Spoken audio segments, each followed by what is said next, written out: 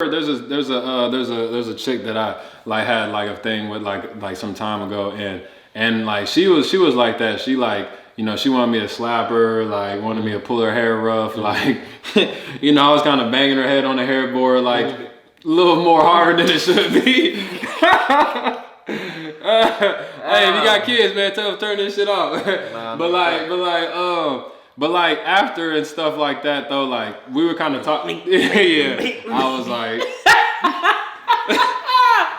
not like just hitting that. nah, it was like after about like the head, like.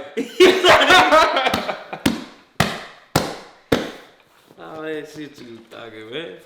Oh, that shit. But like, you know, like as I was like, but you know, it was like a gradual build. Cause first, you know, everybody's used to like having sex and like the head banging on the head, but it just, like I was just kind of getting rougher and rougher, and then she like her head's like hitting it harder and harder, and like I'm like she ain't really budging, and I'm like, and then like I can feel like, you know, she was want more. Yeah, and then she like. And then like once I kind of start like making her do it more, so like then she was kind of like, I could tell like she was getting into it. But then like once we were done and stuff, like the head started hurting.